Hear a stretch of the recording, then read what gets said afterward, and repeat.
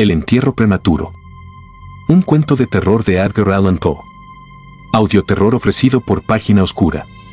No olvides dar like y suscribir, es gratis. Si quieres ofrecer ayuda económica, tienes la pestaña Gracias para hacerlo. El entierro prematuro. Hay ciertos temas de interés absorbente, pero demasiado horribles para ser objeto de una obra de mera ficción. Los simples novelistas deben evitarlos si no quieren ofender o desagradar. Solo se tratan con propiedad cuando lo grave y majestuoso de la verdad lo santifican y sostienen. Nos estremecemos, por ejemplo, con el más intenso dolor agradable ante los relatos del paso del Beresina, del terremoto de Lisboa, de la peste de Londres y de la matanza de San Bartolomeo, de la muerte por asfixia de los 123 prisioneros en el agujero negro de Calcuta. Pero en estos relatos lo excitante es el hecho, la realidad, la historia. Como ficciones, nos parecerían sencillamente abominables. He mencionado algunas de las más destacadas y augustas calamidades que registra la historia, pero en ellas el alcance, no menos que el carácter de la calamidad, es lo que impresiona tan vivamente la imaginación. No necesito recordar al lector que, del largo y horrible catálogo de miserias humanas, podría haber escogido muchos ejemplos individuales más llenos de sufrimiento esencial que cualquiera de esos inmensos desastres generales. La verdadera desdicha, la aflicción última, en realidad es particular, no difusa. Demos gracias a Dios misericordioso que los horrorosos extremos de agonía los sufra el hombre individualmente y nunca en masa. Ser enterrado vivo es, sin ningún género de duda, el más terrorífico extremo que jamás haya caído en suerte a un simple mortal. Que le ha caído en suerte con frecuencia, con mucha frecuencia, nadie con capacidad de juicio lo negará.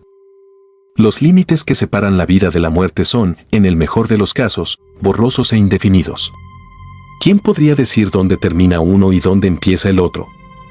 Sabemos que hay enfermedades en las que se produce un cese total de las funciones aparentes de la vida, y, sin embargo, ese cese no es más que una suspensión, para llamarle por su nombre. Hay solo pausas temporales en el incomprensible mecanismo.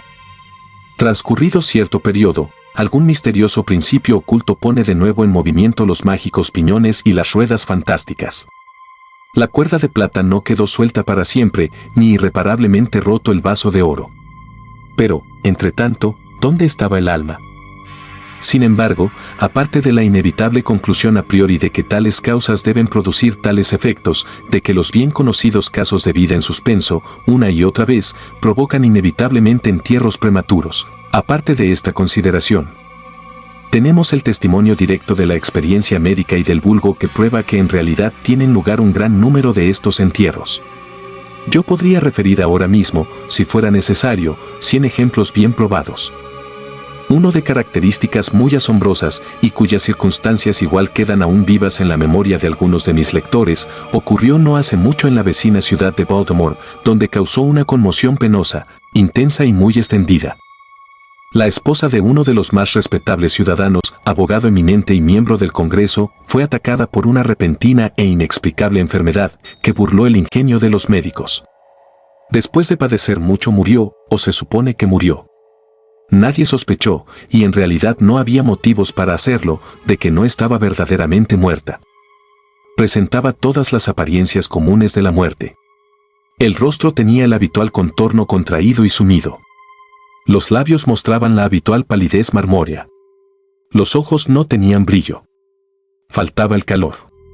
Cesaron las pulsaciones. Durante 3 días el cuerpo estuvo sin enterrar y en ese tiempo adquirió una rigidez pétrea. Resumiendo, se adelantó el funeral por el rápido avance de lo que se supuso era descomposición. La dama fue depositada en la cripta familiar, que permaneció cerrada durante los 3 años siguientes.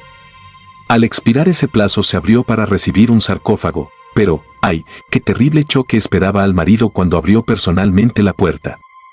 Al empujar los portones, un objeto vestido de blanco cayó rechinando en sus brazos. Era el esqueleto de su mujer con la mortaja puesta. Una cuidadosa investigación mostró la evidencia de que había revivido a los 2 días de ser sepultada, que sus luchas dentro del ataúd habían provocado la caída de este desde una repisa o nicho al suelo, y al romperse el féretro pudo salir de él. Apareció vacía una lámpara que accidentalmente se había dejado llena de aceite dentro de la tumba, puede, no obstante, haberse consumido por evaporación. en los peldaños superiores de la escalera que descendía a la espantosa cripta había un trozo del ataúd, con el cual, al parecer, la mujer había intentado llamar la atención golpeando la puerta de hierro. Mientras hacía esto, probablemente se desmayó o quizás murió de puro terror, y al caer, la mortaja se enredó en alguna pieza de hierro que sobresalía hacia adentro. Allí quedó y así se pudrió, erguida. En el año 1810 tuvo lugar en Francia un caso de inhumación prematura, en circunstancias que contribuyen mucho a justificar la afirmación de que la verdad es más extraña que la ficción.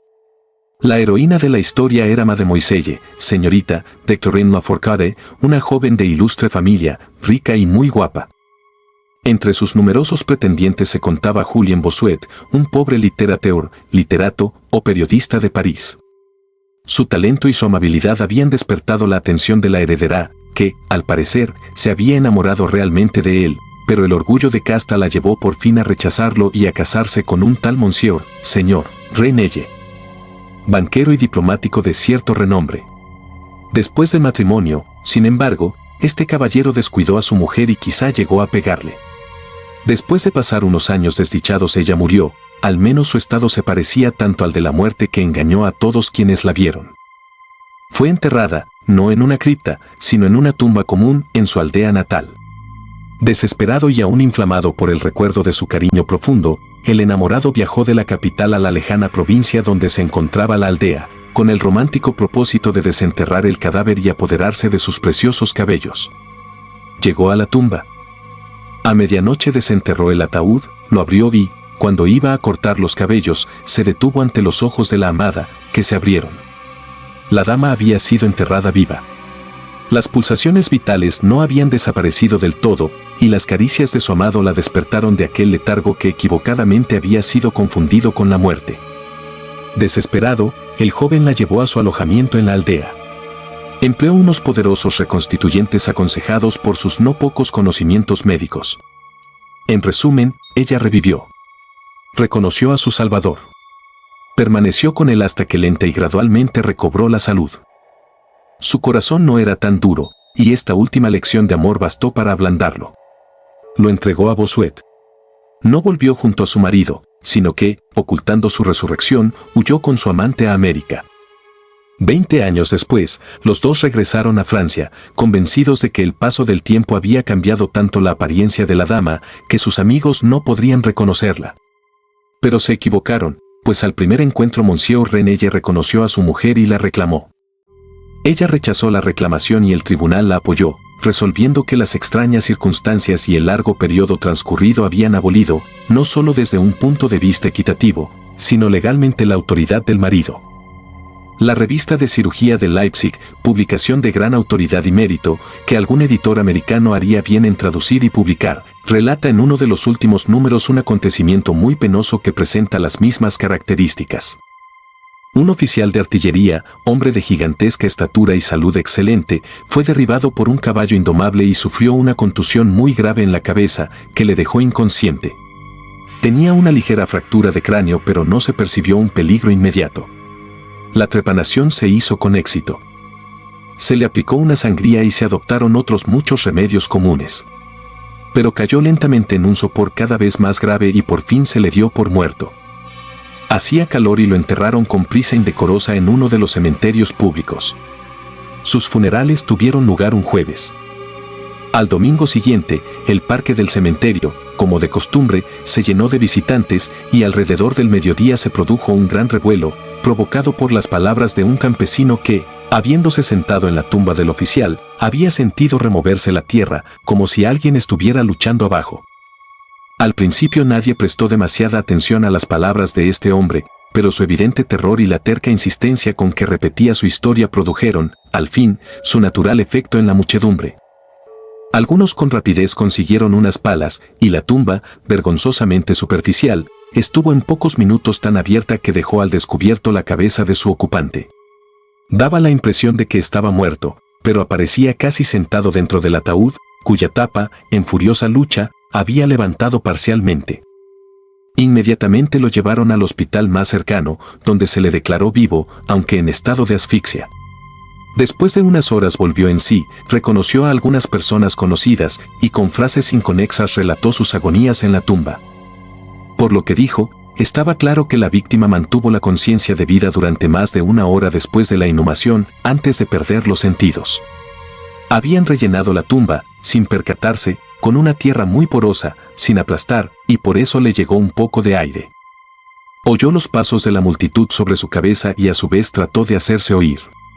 El tumulto en el parque del cementerio, dijo, fue lo que cegaramente lo despertó de un profundo sueño, pero al despertarse se dio cuenta del espantoso horror de su situación. Este paciente, según cuenta la historia, iba mejorando y parecía encaminado hacia un restablecimiento definitivo, cuando cayó víctima de la charlatanería de los experimentos médicos. Se le aplicó la batería galvánica y expiró de pronto en uno de esos paroxismos estáticos que en ocasiones produce. La mención de la batería galvánica, sin embargo, me trae a la memoria un caso bien conocido y muy extraordinario, en que su acción resultó ser la manera de devolver la vida a un joven abogado de Londres que estuvo enterrado 2 días. Esto ocurrió en 1831 y entonces causó profunda impresión en todas partes, donde era tema de conversación. El paciente, el señor Edward Stapleton, había muerto, aparentemente, de fiebre tifoidea acompañada de unos síntomas anómalos que despertaron la curiosidad de sus médicos. Después de su aparente fallecimiento, se pidió a sus amigos la autorización para un examen post-mortem, autopsia, pero estos se negaron. Como sucede a menudo ante estas negativas, los médicos decidieron desenterrar el cuerpo y examinarlo a conciencia, en privado. Fácilmente llegaron a un arreglo con uno de los numerosos grupos de ladrones de cadáveres que abundan en Londres, y la tercera noche después del entierro el supuesto cadáver fue desenterrado de una tumba de 8 pies de profundidad y depositado en el quirófano de un hospital privado. Al practicársele una incisión de cierta longitud en el abdomen, el aspecto fresco e incorrupto del sujeto sugirió la idea de aplicar la batería. Hicieron sucesivos experimentos con los efectos acostumbrados, sin nada de particular en ningún sentido, salvo, en 1 o 2 ocasiones, una apariencia de vida mayor de la norma en cierta acción convulsiva. Era ya tarde. Iba a amanecer y se creyó oportuno, al fin, proceder inmediatamente a la disección. Pero uno de los estudiosos tenía un deseo especial de experimentar una teoría propia e insistió en aplicar la batería a uno de los músculos pectorales. Tras realizar una tosca incisión, se estableció apresuradamente un contacto, entonces el paciente, con un movimiento rápido pero nada convulsivo, se levantó de la mesa, caminó hacia el centro de la habitación, miró intranquilo a su alrededor unos instantes y entonces habló. Lo que dijo fue ininteligible, pero pronunció algunas palabras y silabeaba claramente. Después de hablar, se cayó pesadamente al suelo. Durante unos momentos todos se quedaron paralizados de espanto, pero la urgencia del caso pronto les devolvió la presencia de ánimo. Se vio que el señor Stapleton estaba vivo, aunque sin sentido. Después de administrarle éter volvió en sí y rápidamente recobró la salud, retornando a la sociedad de sus amigos, a quienes, sin embargo, se les ocultó toda noticia sobre la resurrección hasta que ya no se temía una recaída. Es de imaginar la maravilla de aquellos y su extasiado asombro. El dato más espeluznante de este incidente, sin embargo, se encuentra en lo que afirmó el mismo señor Stapleton. Declaró que en ningún momento perdió todo el sentido.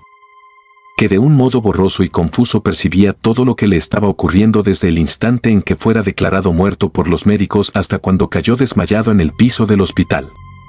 Estoy vivo, fueron las incomprendidas palabras que, al reconocer la sala de disección, había intentado pronunciar en aquel grave instante de peligro. Sería fácil multiplicar historias como estas, pero me abstengo, porque en realidad no nos hacen falta para establecer el hecho de que suceden entierros prematuros.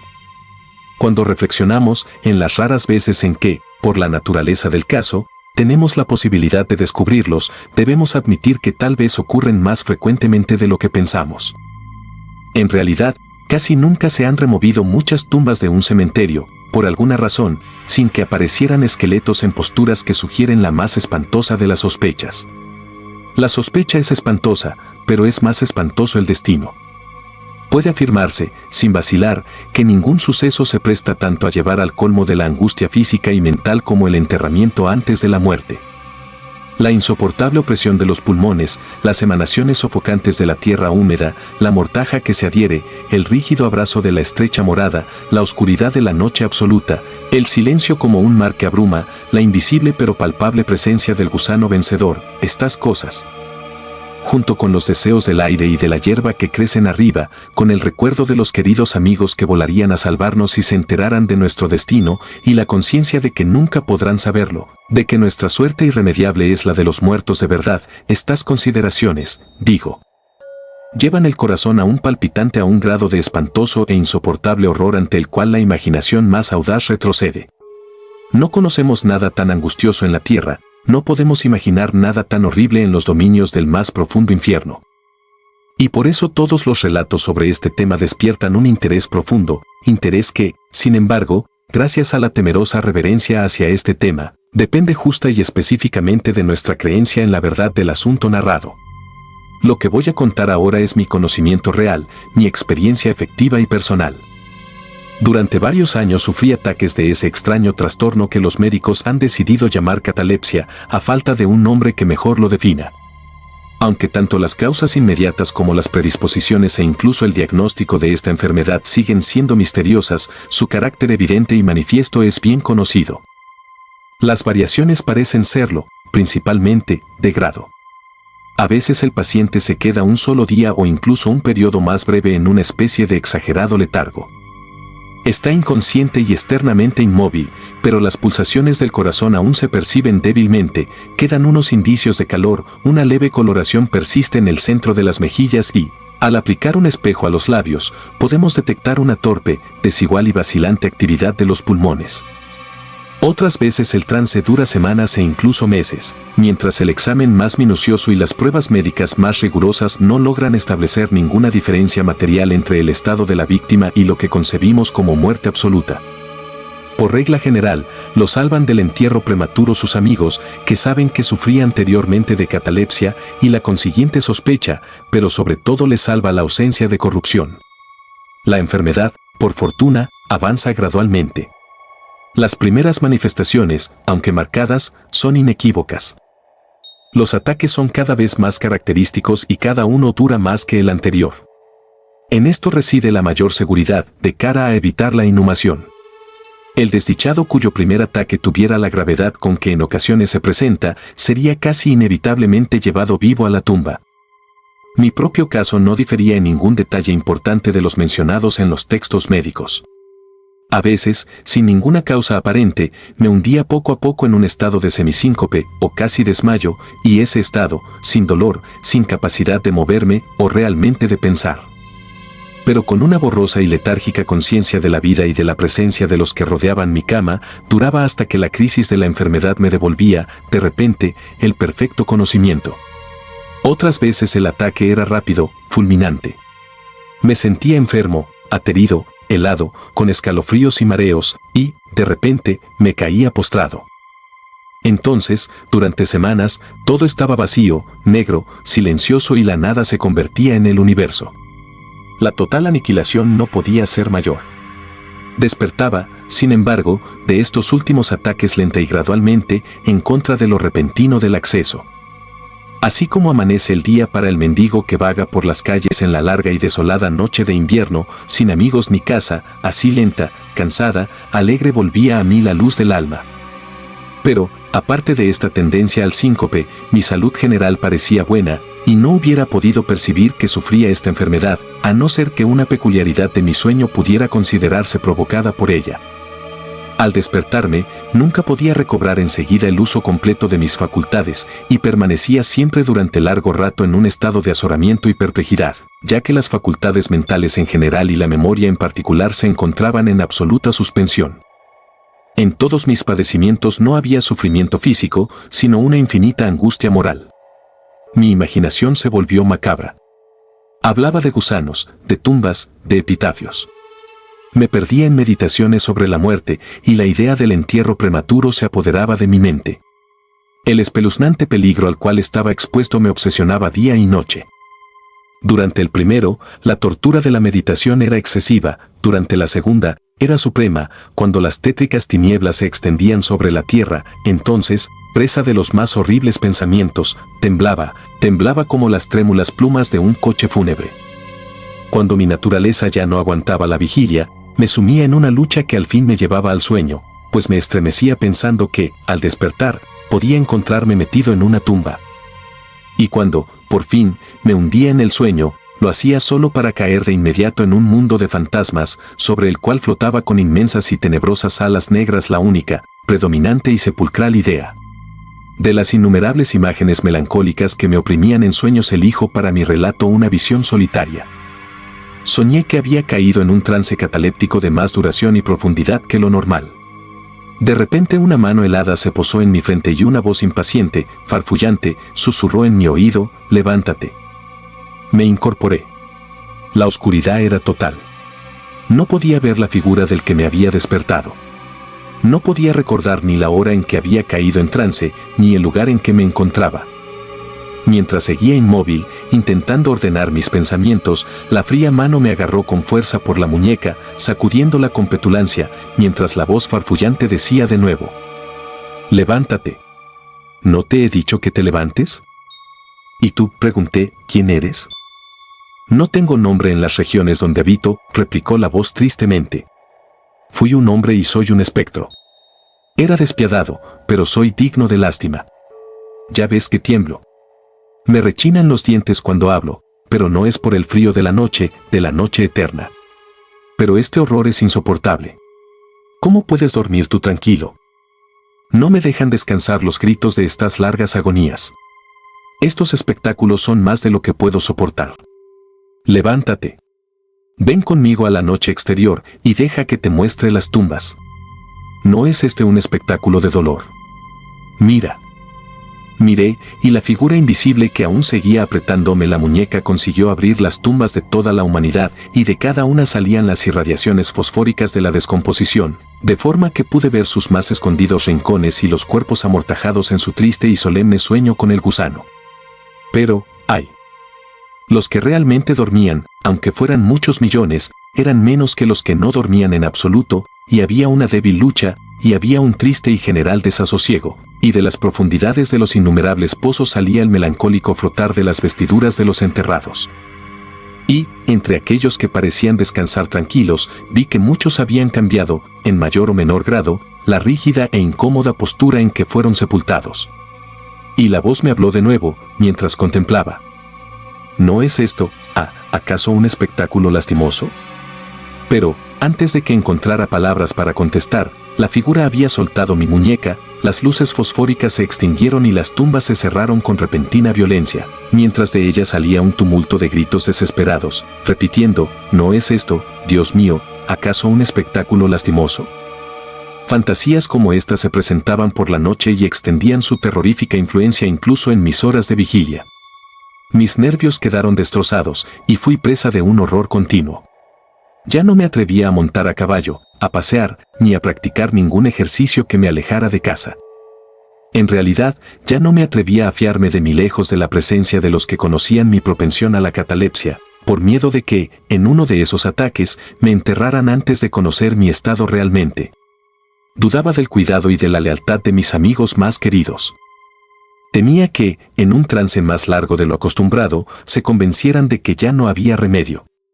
Incluso llegaba a temer que, como les causaba muchas molestias, quizás se alegraran de considerar que un ataque prolongado era la excusa suficiente para librarse definitivamente de mí. En vano trataban de tranquilizarme con las más solemnes promesas. Les exigía, con los juramentos más sagrados, que en ninguna circunstancia me enterraran hasta que la descomposición estuviera tan avanzada que impidiese la conservación. Y aún así mis terrores mortales no hacían caso de razón alguna, no aceptaban ningún consuelo. Empecé con una serie de complejas precauciones. Entre otras, mandé remodelar la cripta familiar de forma que se pudiera abrir fácilmente desde dentro.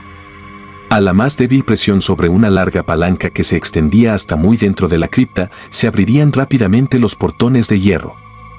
También estaba prevista la entrada libre de aire y de luz, y adecuados recipientes con alimentos y agua al alcance del ataúd preparado para recibirme. Este ataúd estaba acolchado con un material suave y cálido y dotado de una tapa elaborada según el principio de la puerta de la cripta, incluyendo resortes ideados de forma que el más débil movimiento del cuerpo sería suficiente para que se soltara. Aparte de esto, del techo de la tumba colgaba una gran campana, cuya soga pasaría, estaba previsto, por un agujero en el ataúd y estaría atada a una mano del cadáver. Pero, ay, ¿de qué sirve la precaución contra el destino del hombre? Ni siquiera estas bien urdidas seguridades bastaban para librar de las angustias más extremas de la inhumación en vida a un infeliz destinado a ellas. Llegó una época, como me había ocurrido antes a menudo, en que me encontré emergiendo de un estado de total inconsciencia a la primera sensación débil e indefinida de la existencia. Lentamente, con paso de tortuga, se acercaba el pálido amanecer gris del día psíquico. Un desasosiego aletargado. Una sensación apática de sordo dolor. Ninguna preocupación, ninguna esperanza, ningún esfuerzo. Entonces, después de un largo intervalo, un zumbido en los oídos. Luego, tras un lapso de tiempo más largo, una sensación de hormigueo o comezón en las extremidades. Después, un periodo aparentemente eterno de placentera quietud, durante el cual las sensaciones que se despiertan luchan por transformarse en pensamientos. Más tarde, otra corta zambullida en la nada. Luego, un súbito restablecimiento.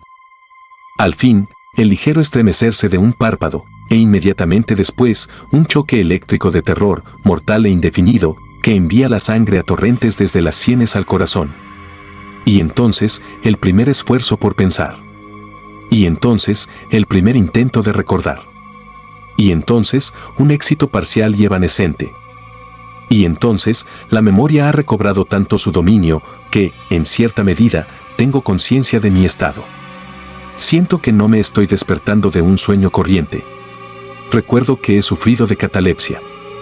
Y entonces, por fin, como si fuera la embestida de un océano, el único peligro horrendo, la única idea espectral y siempre presente abruma mi espíritu estremecido. Unos minutos después de que esta fantasía se apoderase de mí, me quedé inmóvil. ¿Y por qué? No podía reunir valor para moverme.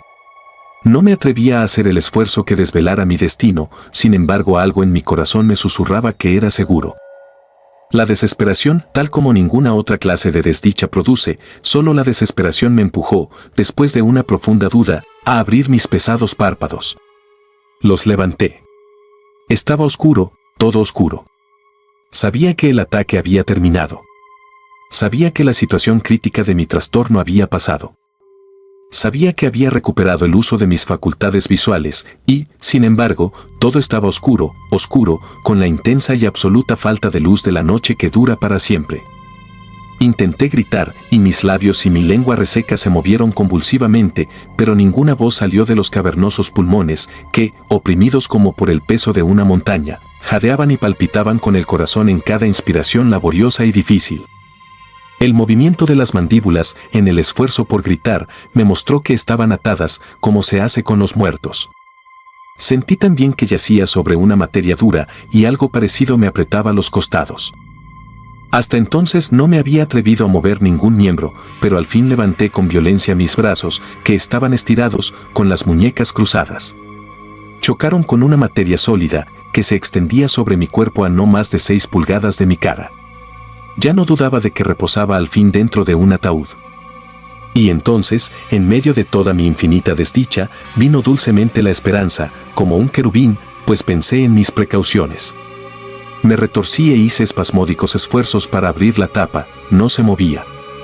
Me toqué las muñecas buscando la soga, no la encontré. Y entonces mi consuelo huyó para siempre, y una desesperación aún más inflexible reinó triunfante, pues no pude evitar percatarme de la ausencia de las almohadillas que había preparado con tanto cuidado. Y entonces llegó de repente a mis narices el fuerte y peculiar olor de la tierra húmeda. La conclusión era irresistible. No estaba en la cripta. Había caído en trance lejos de casa, entre desconocidos, no podía recordar cuándo y cómo, y ellos me habían enterrado como a un perro, metido en algún ataúd común, cerrado con clavos, y arrojado bajo tierra y para siempre, en alguna tumba común y anónima. Cuando este horrible convencimiento se abrió paso con fuerza hasta lo más íntimo de mi alma, luché una vez más por gritar. Y este segundo intento tuvo éxito. Un largo, salvaje y continuo grito o alarido de agonía resonó en los recintos de la noche subterránea. «Oye, oye, ¿qué es eso?», dijo una áspera voz, como respuesta. «¿Qué diablos pasa ahora?», dijo un segundo. «Fuera de ahí», dijo un tercero. «¿Por qué aúlla de esa manera, como un gato montés?», dijo un cuarto. Y entonces unos individuos de aspecto rudo me sujetaron y me sacudieron sin ninguna consideración. No me despertaron del sueño, pues estaba completamente despierto cuando grité, pero me devolvieron la plena posesión de mi memoria. Esta aventura ocurrió cerca de Richmond, en Virginia. Acompañado de un amigo, había bajado, en una expedición de caza, unas millas por las orillas del río James. Se acercaba la noche cuando nos sorprendió una tormenta. La cabina de una pequeña chalupa anclada en la corriente y cargada de tierra vegetal nos ofreció el único refugio asequible. Le sacamos el mayor provecho posible y pasamos la noche a bordo. Me dormí en una de las dos literas. No hace falta describir las literas de una chalupa de 60 o 70 toneladas. La que yo ocupaba no tenía ropa de cama. Tenía una anchura de 18 pulgadas. La distancia entre el fondo y la cubierta era exactamente la misma. Me resultó muy difícil meterme en ella. Sin embargo, dormí profundamente y toda mi visión, pues no era ni un sueño ni una pesadilla, surgió naturalmente de las circunstancias de mi postura, de la tendencia habitual de mis pensamientos y de la dificultad, que ya he mencionado, de concentrar mis sentidos y sobre todo de recobrar la memoria durante largo rato después de despertarme. Los hombres que me sacudieron eran los tripulantes de la chalupa y algunos jornaleros contratados para descargarla. De la misma carga procedía el olor a tierra. La venda en torno a las mandíbulas era un pañuelo de seda con el que me había atado la cabeza, a falta de gorro de dormir. Las torturas que soporté, sin embargo, fueron indudablemente iguales en aquel momento a las de la verdadera sepultura. Eran de un horror inconcebible, increíblemente espantosas, pero del mal procede el bien, pues su mismo exceso provocó en mi espíritu una reacción inevitable. Mi alma adquirió vigor. Salí fuera. Hice ejercicios duros. Respiré aire puro. Pensé en más cosas que en la muerte. Abandoné mis textos médicos. Quemé el libro de Buchan. No leí más pensamientos nocturnos, ni grandilocuencias sobre cementerios, ni cuentos de miedo como este. En muy poco tiempo me convertí en un hombre nuevo y viví una vida de hombre. Desde aquella noche memorable descarté para siempre mis aprensiones sepulcrales y con ellas se desvanecieron los achaques catalépticos, de los cuales quizá fueran menos consecuencia que causa. Hay momentos en que, incluso para el sereno ojo de la razón, el mundo de nuestra triste humanidad puede parecer el infierno, pero la imaginación del hombre no es gratis para explorar con impunidad todas sus cavernas. ¡Ay! La torva legión de los terrores sepulcrales no se puede considerar como completamente imaginaria, pero los demonios, en cuya compañía Francia avisó su viaje por el Oxus, tienen que dormir o nos devorarán. Hay que permitirles que duerman, o pereceremos.